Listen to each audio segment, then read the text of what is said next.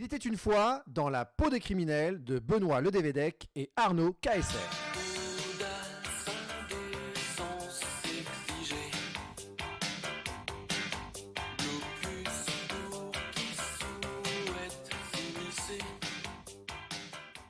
Otzi, qui vécut il y a 5300 ans, arbore plus de 61 tatouages. Et encore, des tatouages inédits, invisibles, à l'œil nu, sont aujourd'hui décelés sur le corps momifié du célèbre homme des glaces, découvert en 1991 à 3210 mètres d'altitude, dans une flaque de glace fondue au cœur des Dolomites, à la frontière de l'Italie et de l'Autriche. Mais au fait, si on se réfère à notre croyance populaire, Otzi ne vaut pas mieux que Jason Barnum, le criminel à l'œil tatoué condamné à 22 ans de prison pour une tentative de meurtre et des cambriolages commis en Alaska. Otzi serait dès lors un dangereux malfrat, preuve en est que Libernatus se serait battu peu avant de mourir et aurait été blessé avec une lame à la main droite. Pourtant, selon certains chercheurs, ces tatouages auraient pu être associés à des traitements destinés à soulager la douleur. Ils auraient ainsi un rôle thérapeutique, prophylactique, religieux ou symbolique et ne seraient pas nécessairement le signe d'une appartenance à un gang ou à celui d'un passage en prison.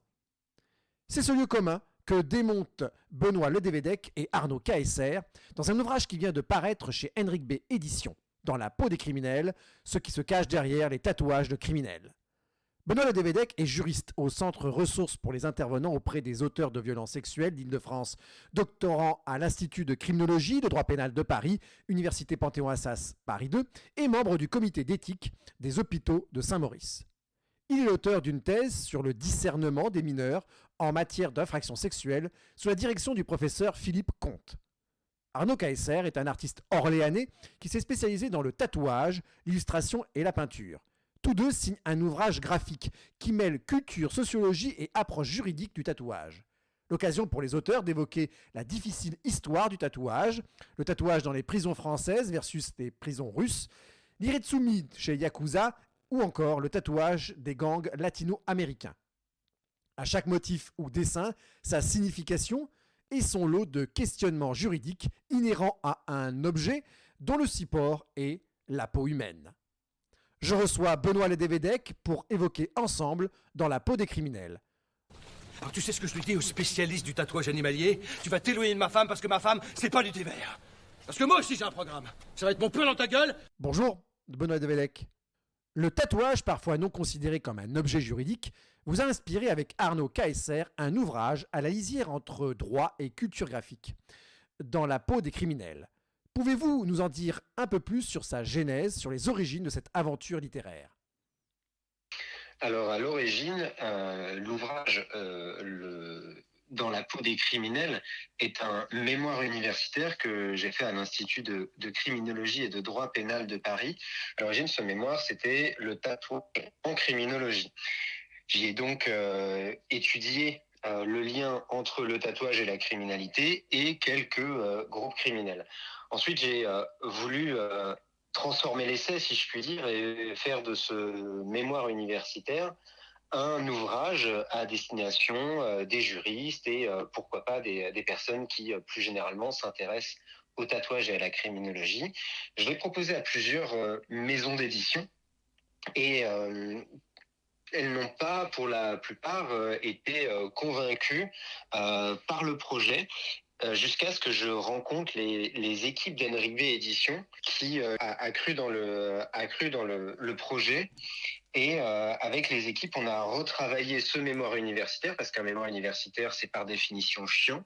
Et on a essayé d'en faire, d'une part, un bel objet. Et je pense qu'à ce niveau-là, c'est réussi. Les équipes d'Henrik B Éditions ont fait un travail formidable sur la matière, sur le papier, sur le maquettage, etc. Mais aussi sur le fond. Et donc, on a repris entièrement l'écrit pour faire en sorte que ce qui était donc à l'origine un mémoire universitaire, un travail d'étudiant, soit intéressant, soit lisible, y compris par des non-juristes, et puisse parler à peu près à tout le monde. Donc voilà, donc ça a été ce pour aller vers l'édition. Et pendant ce parcours, j'ai rencontré Arnaud Caesser, tatoueur de son état. Et à l'origine, le projet, c'était de demander à plusieurs tatoueurs de faire chacun des illustrations pour l'ouvrage afin d'avoir des univers différents, des pattes différentes. Et j'ai eu plusieurs retours et quand j'ai vu les dessins d'Arnaud, je me suis dit en fait c'est exactement ce que je veux. J'ai abandonné l'idée du pluralisme et j'ai demandé à Arnaud s'il était OK pour être l'illustrateur officiel de cet ouvrage et il a dit OK, donc on a continué comme ça et son travail a tout de suite plu aussi à Henrik B édition. Donc les choses se sont vraiment bien passées. Cet ouvrage en fait c'est pour moi en tout cas, et je pense que c'est la même chose pour Arnaud et pour les équipes d'Henrik B édition, avec des gens, avec des belles personnes, on a tous adoré travailler ensemble, les choses se sont bien passées et je pense que l'ouvrage définitif est un bel objet et une belle réussite. Dans la peau des criminels tente de balayer une idée reçue selon laquelle le tatouage serait avant tout l'apanage des criminels, des prisonniers à travers le monde. Et vous décrivez combien le tatouage est aussi présent longtemps parmi les marins, les militaires, voire le signe d'une appartenance sociale ou corporatiste avant tout. Quels sont les points communs finalement entre tous les tatoués?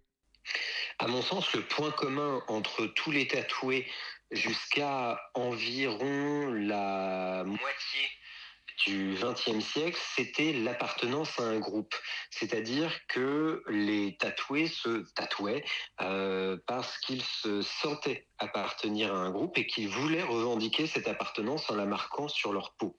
Donc on avait effectivement le cas des marins, le cas des militaires, le cas des prisonniers, mais aussi le cas de la bourgeoisie. On pouvait avoir aussi les compagnons pour ce qui relève des travaux de l'artisanat, etc., etc. Donc, on a aussi retrouvé ça évidemment chez les criminels, mais c'était vraiment l'idée d'appartenir à un groupe et de vouloir revendiquer cette appartenance avec comme des blasons, comme voilà, mais des motifs, des dessins qui avaient une signification par rapport à ce groupe. Donc, jusque, encore une fois, au milieu du XXe siècle, c'était cette idée d'appartenance. À partir surtout des années 80, avec le tatouage démocratisé, on va être beaucoup moins sur une idée d'appartenance à un groupe et beaucoup plus sur une idée de soi complètement déliée des autres et ça devient un élément pour s'exprimer soi-même et non plus pour s'exprimer à travers un groupe. Il régnait comme une démence. Alors il y a un type qui s'est approché de moi, il m'a dit « Je veux te tatouer une femme dans le dos ». Dans le livre, vous abordez la question délicate de la propriété intellectuelle attachée à l'œuvre d'art que constitue le tatouage. Pouvez-vous revenir, pour nous, sur la question des droits d'auteur et plus globalement sur l'appréhension juridique du tatouage? Pour les droits d'auteur, en réalité, les questions qu'on se pose sur le tatouage sont exactement les mêmes que pour toutes les questions juridiques, que pour tous les objets juridiques en lien avec la question du droit d'auteur. C'est-à-dire que il faut commencer par se demander si l'œuvre en question, si cette œuvre est protégeable. Une fois qu'on sait si l'œuvre est protégeable ou si elle est banale, on sait si on peut faire intervenir le droit de la propriété intellectuelle, si on peut faire intervenir le droit d'auteur. Ensuite, une fois qu'on sait si l'œuvre est protégeable et si elle doit se demander qui est le propriétaire des différents droits. Et une fois qu'on a cette réponse, il faut se demander quels sont les droits qui peuvent être utilisés, qui peuvent être exercés. Et c'est là qu'il y a une différence avec bien d'autres œuvres, c'est que le tatouage, il s'exprime sur la peau. C'est une œuvre qui s'exprime sur un être vivant ou un être décédé, mais qui en tout cas était une personne humaine. Ce qui fait que certains droits qui peuvent être exercés, par exemple, sur une sculpture, par exemple, sur une musique, par exemple, sur une peinture, ne pourront pas être exprimés sur un tatouage qui est sur la peau de quelqu'un. Par exemple, l'interdiction de modifier l'œuvre qui peut être exercée par le propriétaire des droits moraux. Eh bien, on ne peut pas demander à un tatoueur de ne pas modifier son tatouage. Pareil, l'interdiction de détruire l'œuvre, qui est l'un des droits moraux que que peut exercer l'artiste, le créateur, l'auteur de l'œuvre. Il ne peut évidemment pas demander à un tatoueur de ne pas se détatouer, de ne pas faire recouvrir son tatouage, de ne pas le modifier, etc., etc. Donc, c'est comme ça qu'il faut intégrer le tatouage dans le droit, c'est-à-dire y appliquer en matière de droit d'auteur les règles classiques du droit d'auteur, et une fois qu'on se donne vraiment quels sont les droits qui sont utilisables, essayer de moduler par rapport au fait qu'on est sur une personne humaine, on est sur la peau d'une personne humaine, et que le corps est en dehors du commerce juridique, et que en outre il y a des choses qu'on ne peut pas demander, qui ne sont pas à la libre disposition même du propriétaire de certains droits sur l'œuvre. Et en réalité, c'est à peu près la même chose sur quasiment tous les droits. Il y a, à mon sens, une seule matière juridique dans laquelle le tatouage a une autonomie par rapport aux autres droits, où il a vraiment une spécificité, c'est en matière de droit de la santé publique, et plus précisément en matière d'hygiène et de salubrité, où il y a des règles précises qui sont spécialement prévues pour le tatouage. Pour tout le reste, que ce soit le droit pénal, le droit des contrats, je ne sais quel autre droit, ça va être en fait les règles classiques qui vont s'appliquer avec, comme je vous le disais pour le droit d'auteur, des petites modifications, des petites prises en compte pour faire en sorte de ne pas porter atteinte, notamment aux droits fondamentaux, à la liberté de disposer de son corps, de la personne tatouée. Ne vous occupez pas. Je dis, Hein? vous avez vendu, par l'entremise de monsieur, le tatouage de votre dos en viager. Voilà, au musée de Boston. Voilà, c'est exact. Le consentement du tatoué, le caractère indélébile de l'appartenance communautaire, la vente de la peau tatouée, le tatouage est souvent perçu comme un rite de passage dans la douleur. En quoi cette douleur semble-t-elle la cause d'une difficile singularisation du droit appliqué au tatouage ? Je suis pas sûr d'avoir compris la question sur la difficile singularisation du droit par rapport au tatouage. Ma question, c'est est-ce que vous ne pensez pas que c'est parce qu'il y a aussi une dimension de douleur dans évidemment la réalisation du tatouage, dans le fait de marquer sa peau, que le droit a du mal à bien caractériser, à trouver justement, à se détacher des règles de droit commun finalement. Peut-être je dirais pas par pudeur, mais par crainte de toucher à quelque chose qui relève plus comme vous le disiez tout à l'heure, de l'individuel. Par rapport au tatouage, il y a quelque chose qui est assez intéressant. Au Japon, l'un des surnoms qui est donné au tatouage, c'est gamang. Je ne sais pas si je le prononce très bien, mais en tout cas, c'est comme ça qu'on pourrait le lire en français, gamang, qui veut dire la patience. Et c'est l'idée de la patience avec la douleur. C'est-à-dire que le tatouage, il ne peut pas être pensé sans penser à la douleur. C'est-à-dire que certes, dans certaines communautés, le tatouage est un rite de passage, mais la douleur est partie intégrante de la réalisation du tatouage. Ça fait partie du processus.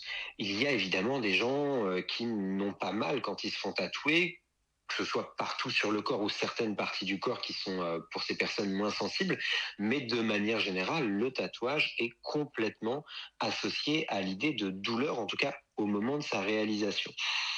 Ce qui fait notamment que au niveau du droit pénal, il y a une vraie question. Je l'évoque dans l'ouvrage. Le tatouage pourrait être considéré comme une violence volontaire. Si quelqu'un me tatoue alors que je ne suis pas d'accord, c'est une violence volontaire. Sur ça, il n'y a pas de débat. Sauf qu'on sait aussi qu'en droit pénal, et notamment en matière de violence volontaire, le consentement de la victime est sans effet. Donc le fait que je sois d'accord, que je consente à cette violence volontaire, est censé être sans effet. Il y a donc une certaine forme de d'acceptation qui fait que on va fermer les yeux sur cette considération, sur le fait qu'en réalité le tatouage, en raison de la question de la violence volontaire, devrait, dans notre ordre juridique français, être interdit. Mais malgré tout, il y a effectivement une ambiguïté par rapport à la question de la douleur. Après, plus généralement, je n'ai pas le sentiment que si le droit se désintéresse généralement du tatouage, ça ne veut pas dire que le droit ne s'applique pas au tatouage. Ça veut dire qu'il n'y a pas de droit précis pour le tatouage, alors que par exemple en propriété intellectuelle, ce serait très intéressant qu'il y ait des règles spécifiques pour le tatouage et qu'on ne soit pas obligé de bidouiller en se demandant si on peut appliquer les choses. Mais donc, s'il n'y a pas de règles spécifiques au tatouage, je ne pense pas, je n'ai pas ce sentiment que ce soit en raison de la douleur qui s'exprime au moment du tatouage. Je pense en réalité que c'est parce que pendant des siècles, euh, en Europe, en France, le tatouage a été un outil des marginaux. Ça a été une pratique de personnes qui sont plus ou moins à l'écart de la société, pas forcément des personnes mal vues. Comme je le disais tout à l'heure, il y avait une pratique du tatouage chez les nobles. On le retrouve notamment aux Pays-Bas et au Royaume-Uni dans les familles royales. Donc, il y avait vraiment des personnes de la haute, si je puis dire, qui se tatouaient, mais malgré tout, c'était quand même des personnes un petit peu en dehors de la société. Donc, je pense que c'est la raison pour laquelle le législateur a un petit peu de mal à intégrer la question du tatouage, et quand il le fait, on le voit notamment en matière d'hygiène et de salubrité sur les questions des encres, il le fait assez maladroitement. On a eu des épisodes un petit peu houleux avec le droit sur les encres, avec beaucoup d'encre, beaucoup de pigments en réalité qui ont été interdits dans les encres par peur, par risque parce qu'il y avait des risques cancérigènes et qu'on avait peur de ces risques cancérigènes. Voilà, et il semblerait, d'après ce que disent certaines associations de tatoueurs, que le législateur n'y va pas du tout avec le dos de la cuillère en l'espèce, mais plutôt avec une sulfateuse, à interdire un maximum de pigments au risque de mettre en grande difficulté les tatoueurs, parce que notamment la couleur rouge qui a failli disparaître, le rouge qui se retrouve dans beaucoup de tatouages. Donc voilà, donc on voit que en pratique, quand le législateur s'occupe du tatouage, il ne sait pas trop le faire, il ne sait pas comment le faire, et il a un peu tendance parfois à faire n'importe quoi. Et tout ça parce que c'est un objet juridique un peu non identifié pour les parlementaires, hélas. Question risquée, mais question tendance. La plupart des motifs tatoués sont des motifs tribaux, océaniens, japonais ou d'inspiration précolombienne. Le tatouage en Occident peut-il tomber à terme sous le coup de l'appropriation culturelle, selon vous? Ou une régénérescence artistique pourrait-elle lui faire échapper à cette critique? Alors, il faut savoir que en Europe, le tatouage a eu une autonomie. Il est né.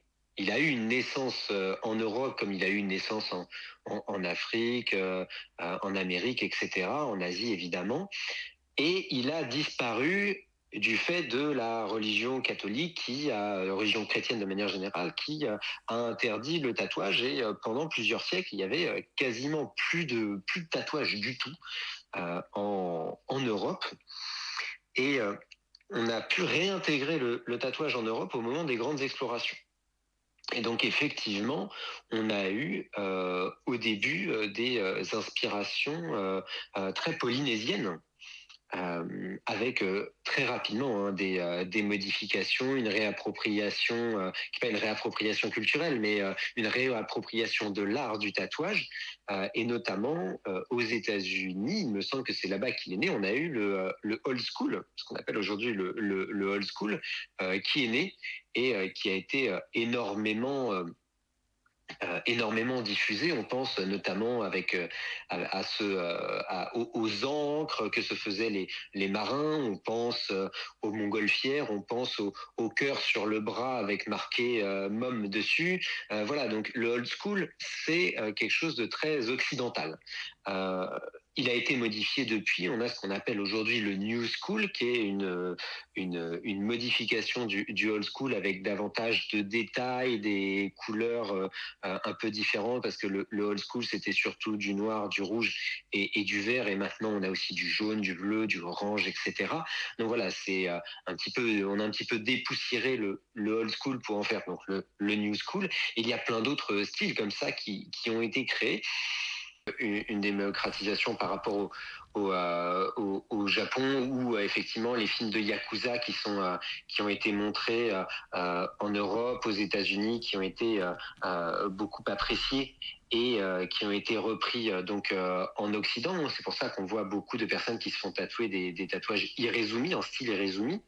On a aussi les films de gang hispano-américains, où ce qu'on appelle le finéliné, ou le tatouage latino, a été beaucoup diffusé. Pareil en Occident, aux États-Unis évidemment, mais aussi en Europe. Et on a aussi eu, notamment en Europe, quand on voit pour ne donner qu'un exemple, les matchs de rugby avec des Polynésiens qui sont entièrement tatoués sur les bras, sur les jambes, et qui sont très très impressionnants. Évidemment, ça inspire. On a même eu dans les années 90 le style tribal qui a énormément fleuri en France, qui s'est un petit peu estompé aujourd'hui. Donc voilà, donc oui, il y a des inspirations. Est-ce qu'on pourrait parler d'appropriation culturelle? Je suis pas sûr de suffisamment maîtriser le pour vous répondre à la positive ou à l'affirmative, mais en tout état de cause, on voit des tatoueurs du monde entier et soit par exemple des Américains ou des Européens pratiquer l'irezumi en le modifiant, en y apportant j'allais dire des améliorations, mais non, pas forcément des améliorations, en tout cas des modifications, des techniques différentes.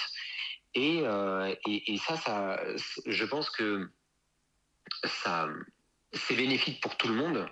On a notamment Philippe Leu en Suisse, qui est un tatoueur suisse qui pratique énormément l'irezumi avec sa patte à lui. Il a un petit peu révolutionné l'irezumi japonais. J'ai le sentiment, de manière générale, que les artistes à travers le monde s'inspirent les uns les autres, s'apportent les uns les autres. Encore une fois, je ne suis pas forcément le mieux placé et le plus légitime pour parler de réappropriation culturelle ou d'absence d'appropriation culturelle. C'est pas forcément des choses que je maîtrise, mais c'est en tout cas pas le sentiment que j'en ai.